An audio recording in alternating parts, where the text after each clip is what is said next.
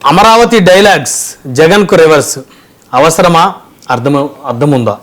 జగన్మోహన్ రెడ్డి ఓడిపోయిన తర్వాత రకరకాలుగా సమస్యలు లేదా పీపీపీలు ఇట్లాంటివి అనేక అంశాలు వచ్చాయి. వాటి మీద అందరూ అంటున్నారు, ఆయన కూడా మాట్లాడుతున్నారు, వీళ్ళు అంటున్నారు, బాగానే ఉంది. కానీ అమరావతి మీద మొన్న ఆయన ముందుగా తెలుగు మీడియాతో తర్వాత నేషనల్ మీడియాతో చేసిన కామెంట్స్ మాత్రం పొత్తిగా అసందర్భమైనవి, అనవసరమైనవి, వాస్తవికత లేనివి అనే అభిప్రాయం బలంగా వచ్చింది.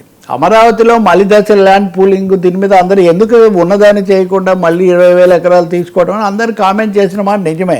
కానీ అదే సమయంలో ఇప్పటికే ఒక 12 ఏళ్ళు ఆలస్యం అయిపోయి ఆల్రెడీ పడుతున్నటువంటి అమరావతికి మళ్ళీ ఏదో ఆటంకం కలుగుతాయి మాటల వల్ల.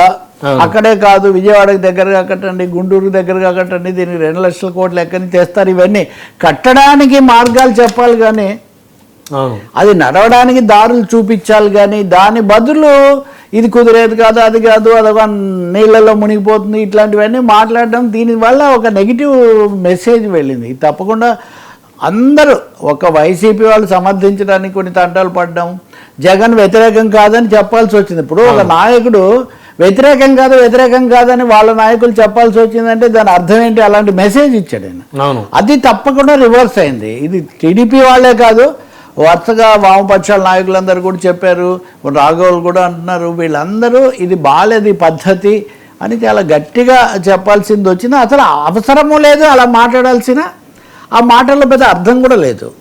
మీరు కట్టి ఉండొచ్చు కదా, అప్పుడు మీరు విజయవాడకి దగ్గరగా దీన్ని ఈ భూమిని ఉపయోగించుకో, ఇది దూరమైనది అక్కడికక్కడే కదా.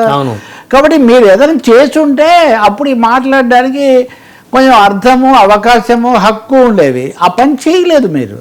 ఇప్పుడు ఏం చేయదలుచుకున్నారు? పోనీ ఇప్పుడు ప్రతిపక్షంగా మీ డిమాండ్ ఏంటి చెప్పండి. జరుగుతున్న దాంట్లో తప్పులు అందరూ విమర్శించవచ్చు, తప్పులేదు. కానీ మీరు ఏమనుకుంటున్నారు? పోనీ మీ ప్లాన్ బి, అప్పుడు అడిగాను ప్లాన్ బి చెప్పండి, ఇప్పుడు చెప్పండి. పోనీ ఏ విధంగా రాజధానిని చేయమంటారు? అమరావతిని ఏం చేయమంటారు? కోర్టు లేవు, మళ్ళీ దశ వద్దు అనుకుందాం, మీరు చెప్పండి. అందుకని కేవలము చంద్రబాబు చేస్తుంది బాగాలేదు అన్న విషయానికే పరిమితం అయితే మటుకు తప్పకుండా ఇది వచ్చింది. అందుకనే మీరు చూస్తే అన్ని ప్రతిపక్షాలు రాఘవులు, శ్రీనివాసరావు లేదా రామకృష్ణ ఇట్లాంటి వాళ్ళు అందరూ మాట్లాడమే కాదు, ఏబి వెంకటేశ్వరరావు ఆయన వీళ్ళందరినీ తీసుకుని వచ్చి ఆయన మాట్లాడుతున్నారు. ఇంకా కొంతమంది నాయకులు కూడా మాట్లాడుతున్నారు. ఇది పూర్తిగా బెడిసి కొట్టింది. దీన్ని సజ్జల రామకృష్ణారెడ్డి అందుకే మేమేం వ్యతిరేకం కాదు, ఆయన ఎప్పుడు వ్యతిరేకించలేదు, మీరు చేసింది బాగాలేదని మాత్రమే చెప్తున్నాము, అంతవరకు సమర్థించుకో, ఆత్మసమర్థన అంటారే, డిఫెన్స్లో పడిపోయారు. పైగా ఇది నేషనల్ ఇంగ్లీష్ మీడియాకు మాత్రమే చెప్పడం కూడా కొన్ని సమస్యలకు దారితీసింది. దేశమంతటికి ఈ మెసేజ్ వెళ్ళింది. మామూలుగా ఆయన తన పద్ధతిలో టేబుల్ దగ్గర కూర్చొని మాట్లాడుంటే వేరుగా ఉండేది.